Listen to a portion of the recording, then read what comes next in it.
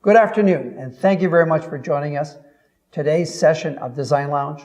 My name is Jean-Pierre. I'm president of Chicotin Lacroix, and today's subject is all about gamification. And we're very fortunate to have today one of the world experts on the subject, Gabe Zickerman, who has recently published a book called Gamification by Design. And we're looking forward to sharing with you some of the insights and learning on a very topical subject.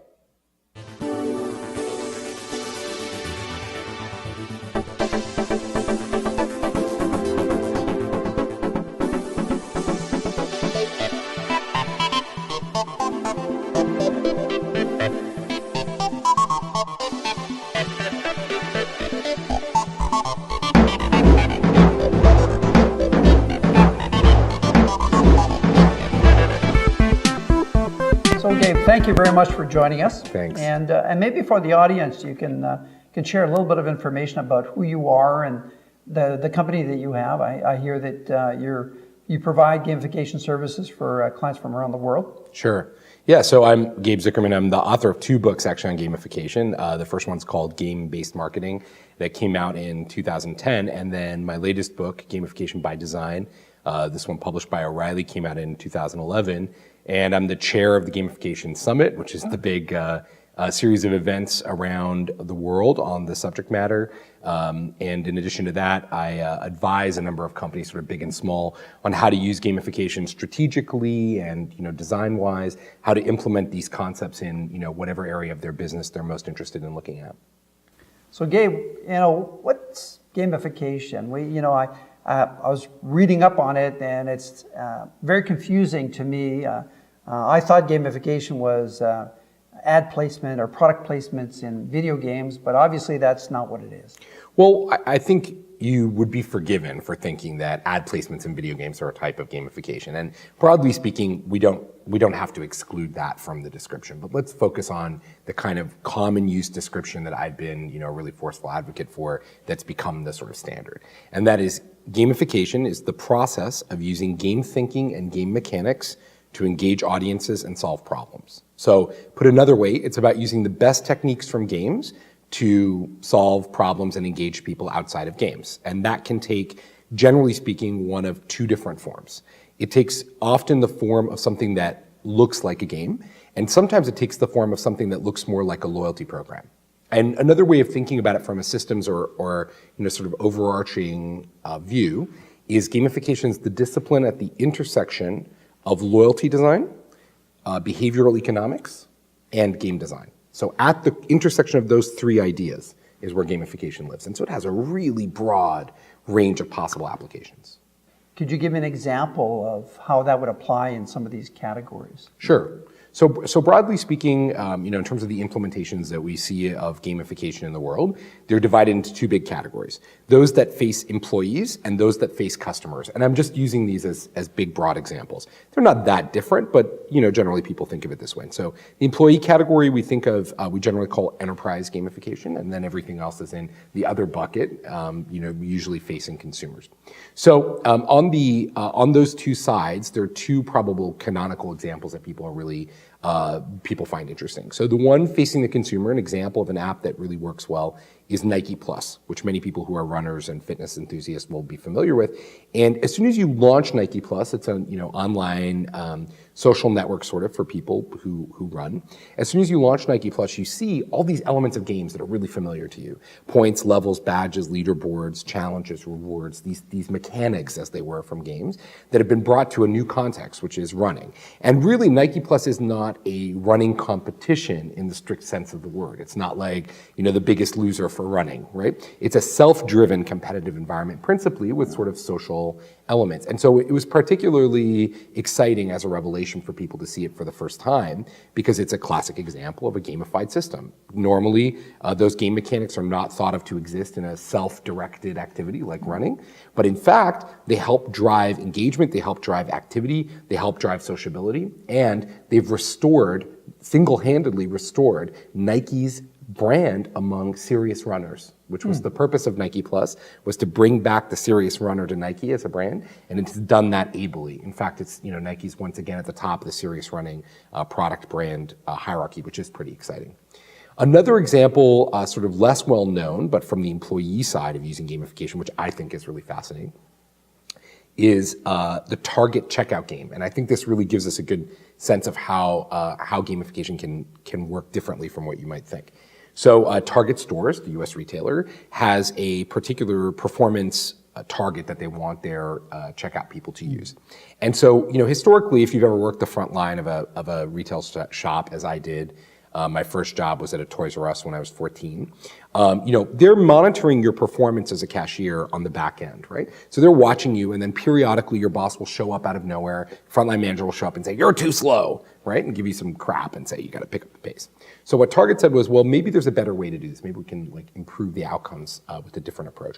So as Target cashiers are checking you out at the store, they're actually playing a little game that you can't see as a customer on their screen. And it's just a very, very simple series of feedback loops that's being given to the Target cashier. So bing, bing, bong, green, red, green, red, green, red, going across their screen as they check items out in the correct speed. So if they're inside the speed target for that particular item, they're checking it out, they're getting a little positive reinforcement. What the Target checkout game does is it provides that cashier with a sense of agency, allows them to feel like they control the outcome.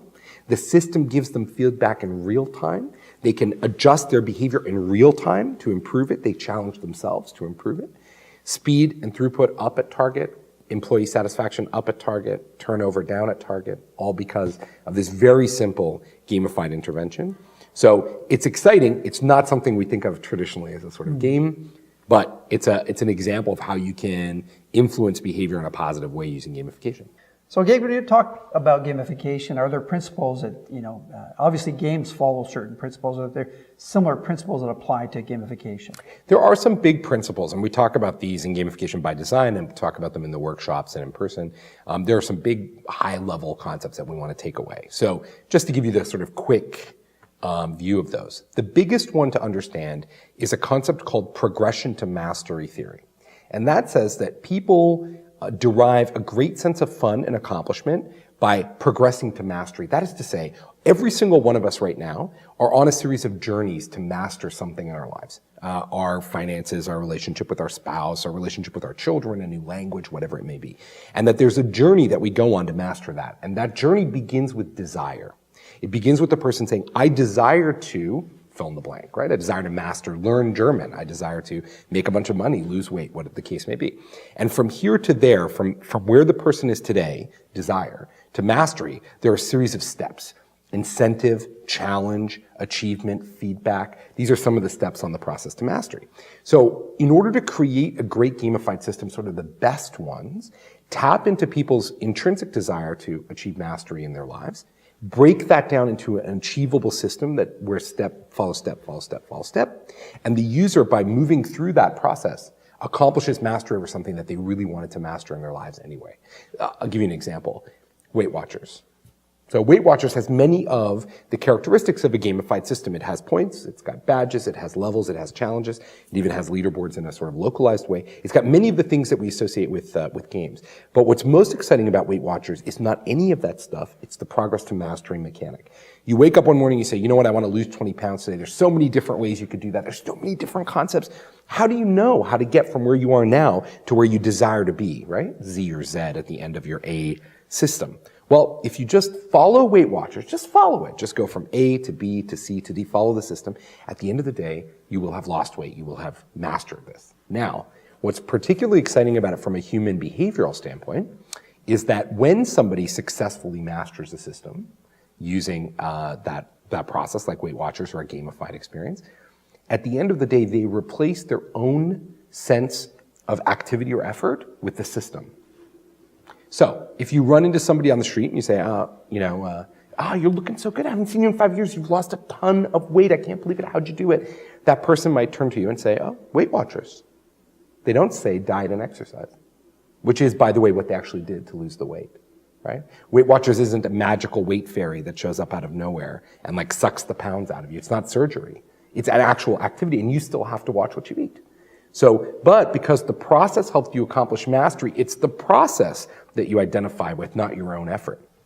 So progression to mastery ties into many of the systems of great game design and certainly in gamification, because under the covers behind all of that, it's actually fun to achieve mastery. And it can be fun if the system is designed in a way with incentives, challenges, achievements, and feedback along the way.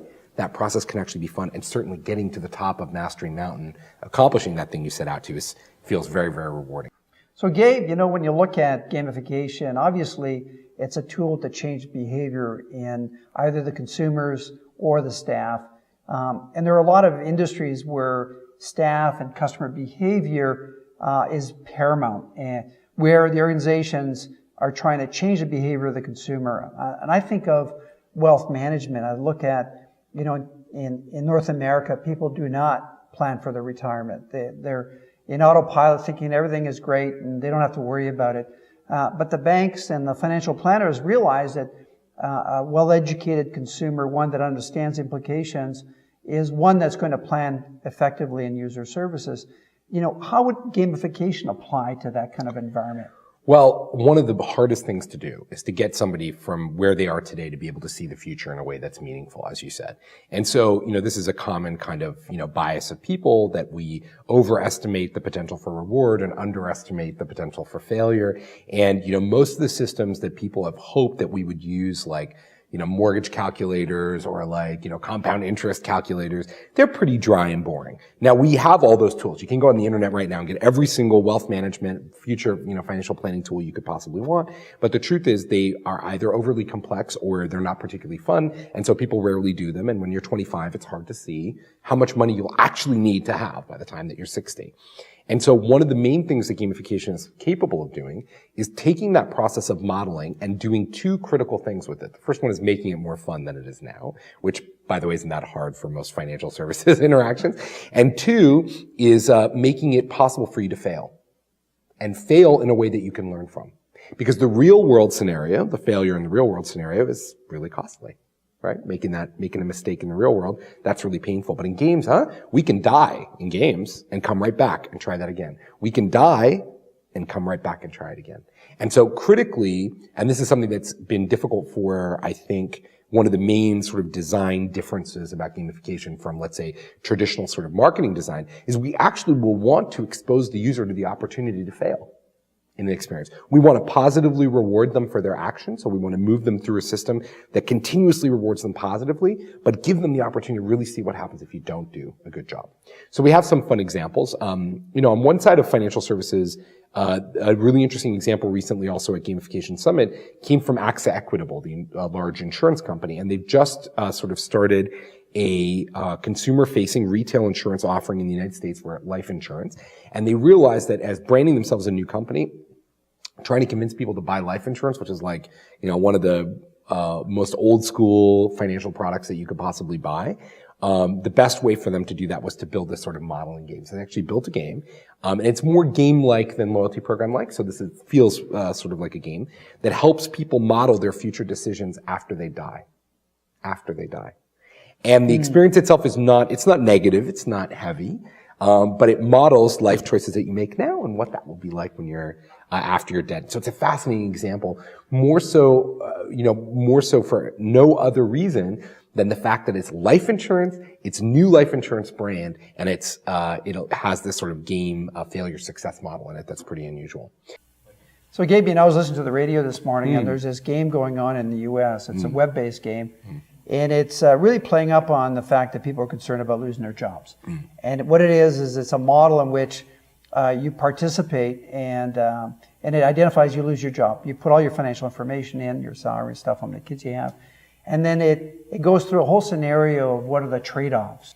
What do you think about games like that? So you have a fundamental problem, and that is you've placed, and this is a design problem, you've placed the objectives of the company or organization that are sponsoring this gamified project ahead of the consumer's desire for agency, fun, mastery, whatever it is. You place the company ahead of the consumer. Anytime you do that, you're going to have some kind of mismatch and you're going to fail. So part of the discipline, the design discipline we talk about all the time, is we're really trying to wholly integrate three things. What does a company want? So what are its metrics and objectives? What's a win by using gamification? And the more clarity you have about that, the better off you are, right? Lack of clarity there kills projects. Number two, what does a consumer find fun? What is their challenge? What are their anxieties and hopes and aspirations? What's their emotional state? And three, what's the system that allows those things to get together, and how do we feed that system? What can we afford to do? What's manageable to do here, right? Let's rebuild Facebook? Ridiculous, right? Let's make a game that models how you're going to feel when you lose your job? Probably equally ridiculous. So something like in between the two that brings everything together is what we're really looking to accomplish. And a little bit of fun goes a long way. An example that I give about this all the time is a game that probably most people are familiar with, which is SimCity. Yeah. SimCity is a game about urban planning.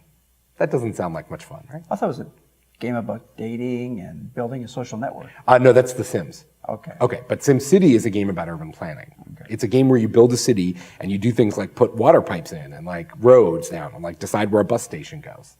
Or, as another example, let me describe another game to you.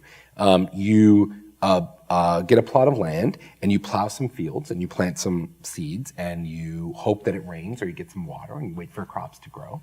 And then you cut those crops down and you take them to market and you sell them, and then you come back and you try to recruit other people to join you in your farming community. Do those sound like fun at all? No. Right, they don't. And the Farmville obviously is the game that I was describing in the second scenario, the world's most popular game, the most popular game of all time, right? It's not fun. That's, medieval serfdom, that game, right? And urban planning is something that many people like to complain about, but few people actually would enjoy the process of connecting water pipes under the ground. What is it that makes those things fun? Because they don't really make sense. They don't compute. So it turns out it's not actually the theme of something that makes it fun. It's the mechanics that make it fun. The theme is the hook that gets somebody to walk in off the street and say, oh, yeah, you know what? I want to try that, right? I'm browsing. I've got all these things to do. Oh, theme's cool. I'm going to try it, right? And then the mechanics are what get the person there and keep them there. And so this is a double-edged sword. It enables you to take any experience using gamification. You can take any experience in the world and make it more engaging than it is today. That includes video games, by the way. You can make video games more engaging with gamification, which is an interesting kind of conclusion, but true. And then there's the second piece of it, which is because anything can be made more fun, it's also possible to miss the point of fun in the design entirely and say, well, I'm going to make something that looks like a game, a serious game. It's about, planning when you lose your job. But maybe there's not enough hook there to get somebody to come in, and maybe the mechanics aren't strong enough to keep the person there over time. So devil's in the details, the bottom line about that. But I'm hopeful. I would love to, in fact, I spent a fair amount of time thinking about the jobs issue as it relates to gamification. I'd love to see great solutions to help people get back to work, for sure. So if you look at gamification and you look at the duration of these, so SimCity and Sim have been around for a long time. People play Yep. Farmville. I think it came out 5 years ago, 4 years ago, and obviously it's still strong and still active. What's the shelf life of gamification of a Great question. program? What I've found, which has been really interesting, is another one of those areas where marketing people and game design people can learn something from each other. So in general, marketing programs have some time limit. They're either budget limited or seasonally, constrained or something. It's like this program, this campaign will run for 90 days in these markets. And so games are usually designed sort of slightly differently from that. It's like, what's the minimum amount of value we need to add to an experience to make it meaningful for the price point that the user's going to pay? That's kind of the game equation. Like, I'm trying to get someone to pay $50. How many hours of play do they need to get for $50 in order to feel good about what they got? So that's sort of how games people view it, and marketing people view it as a kind of time-driven equation the other way. So in gamification, we try to explain it as the sort of hybrid of those two things. So realistically, what's your budget? What's your behavioral objective? We have to tailor it to that. We may have a seasonal requirement. This may be part of a marketing campaign, so we do need to constrain it by time. But also we want to pack as much engagement value into the experience as possible. So usually we advocate for a different set of metrics that help drive the outcome. And when we talk about engagement, we usually mean these sort of 5 metrics: recency, frequency, duration, virality, and ratings. So recency, frequency, duration, virality, and ratings together form a view of kind of engagement of a user. And those are really generally the metrics, and then revenues and whatever else it is that we're trying to drive, which are the metrics that we're trying to engage with. And then we have to build a system, a gamified system, that addresses the user's needs and gets the company to wherever it needs to go. So to answer your question about shelf life, it is entirely deterministic based on the investment and the outcomes you want to drive.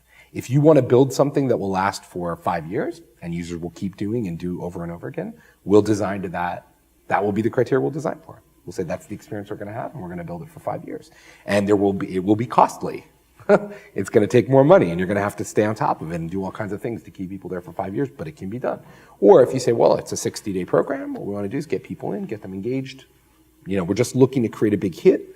We do that as well. And there's, pretty good examples, I think, on either side of that. Obviously, our audience is going to be asking, where does gamification work, and where is it applicable, and maybe where should they avoid applying those principles? Do you have any thought on that? Yeah, we really spend a fair amount of time in my line of work telling people that their idea is not very good.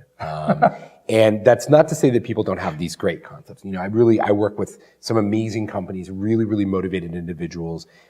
So every single day I have the good fortune of literally every day somebody's like, okay, Gabe, how would you gamify cancer? How would you gamify international relations? How would you, whatever the, situation, how would you gamify this new product that I'm building that's going to change the world? So, so I get to see all these different things, and it's an incredible opportunity. I love this aspect of my job. But I spend a great deal of time, probably every day, I spend a little bit of time with some client, telling them why their idea is not very good and why, despite their best intentions, we need to back down. Usually that takes the form of one of the following two scenarios. The first one is the client will say, Angry Birds is a popular game. I want to make Angry Birds, but with shaving cream. Or I want to make Angry Birds with French fries. And they're like, they want to graft an existing game concept to a product set and actually make a game out of it. That's their vision for it. And that scenario is incredibly problematic. And it's incredibly problematic, A, because you're not going to out-design the designers of Angry Birds if you're a shaving cream company. If you're Gillette, you're not going to outbuild Rovio. They're always going to be one step ahead of you. Their success or failure depends on great games. And no consumer is going to buy your cheap-ass version of Angry Birds when the real game is only 99 cents. So what actual economic advantage do you have? Oh, yours is free. Okay, what difference does that make in the world? It really doesn't have a huge effect. So you can't really use free or branded as the lure for the consumer. But the second reason, probably the biggest one, is about brand narrative. So a brand, let's take an example. Let's take Campbell Soup as an example. So a brand like Campbell Soup making Angry Birds introduces a fictional sci-fi effectively shooting game into a brand whose narrative is about rainy Sundays with your mom having tomato soup and grilled cheese sandwiches. What's the connection between those two things? They're not connected at all. In fact, it's incredibly stupid to introduce an absolutely corner case narrative to something so powerful as this incredible visceral real world connection that people have with this product. Gamification is about nonfiction gaming. It's about taking that narrative that exists and shining a big spotlight on it so the consumer can relive the element of that that's really meaningful to them. They can play with it. They can stretch it. They can bring somebody else into it and have it together. They can bring their mom who lives across the country back together so they can enjoy that Sunday with their tomato soup and grilled cheese sandwich in a different way, but not with fictional sci-fi birds being thrown at pigs, huh? That is just fundamentally wrong. It's a flawed concept. And that's, by the way, the reason why the advergaming category never really managed to do anything meaningful. Because they were always doing this. They were always saying, let's take Centipede and, marry it with healthcare products. Okay. So anyway, this is one of the kind of big canonical flaws. The second one is the belief that the consumer is interested in the mechanics of a product that they're not necessarily interested in, or a system. So I'm often taken back to an interview we did for game-based marketing in early days. And we interviewed a guy named Colonel Casey Wardinsky, now retired from the U.S. Army. And Colonel Radinsky was responsible for the game America's Army, which you may or may not have seen. Yeah. Was a hugely successful game, first-person shooter that the U.S. military designed, developed, delivered, a free game basically, that got, I think at its peak, 150 million plays. I mean, it was astonishing. It was, before Farmville, one of the most successful games of all time. A totally free game made by the U.S. military. I mean, really weird connection. And one of the things that stuck with me from the interview with Colonel Radinsky was that he said, you know, we were always on the forefront of making games in the military. The military has always, you know, understood gamification and games in an intimate way. And we were always on the forefront of making games, but we always thought that the game that a prospective player wanted to play was the same game that generals in the military want to play, which is the God game, where the general sits on high and sees all the troops and gets to lay the troops out and then presses play and the troops compete with each other and they play, right? This like very in-depth, involved, what we'd call a God game, yes? So that's what we always thought the players wanted to play. And it was a real light bulb moment for him one day when he said, no, I think the players want to play a first-person shooter, not this God game, but themselves. And he was looking at the art that existed, the games that were really popular, you know, at the time, Quake, Counter-Strike. So he was looking at those games and going, I think they want to play it as themselves. What if we switch the game so they're playing as themselves? And it was an interesting kind of moment, something else that we teach in Gamification by Design and in my workshops, which is we have to take ourselves out of the equation for the consumer. The consumer is probably not like us in general, so they don't see the world the same way that we do. They're not as interested in the same things about the product or service that we are. Their context for wanting to consume a gamified system or a brand or any marketing message for that matter is almost never the context that we think they should be in. If you were to have the Academy Awards of the best gamification programs, who would win the Oscars? Who would be the ones that are the leading light, the inspirations for others to follow? Well, I think that's a great question. And, you know, without precluding the option of having a gamification Oscar, like an actual Oscar given out, for gamification, let's just say, I think there's a couple of really great examples. And they highlight some of the power of gamification and the systems thinking, the way that we think about things a little bit differently on our side of the house, which I think is compelling for any, you know, marketer or strategist. So one of my favorite examples is a thing called speed camera lottery. And so if you're familiar with those speeding cameras, you know, that take your picture, you're going too fast, they take your picture, and they send you a ticket in the mail. These things are pretty evil, some might say, and pretty ubiquitous. And so as part of a competition, a game designer named Kevin Richardson, who was also at Gamification Summit recently, Kevin Richardson submitted a redesign for this idea, and it's so brilliant, it's amazing.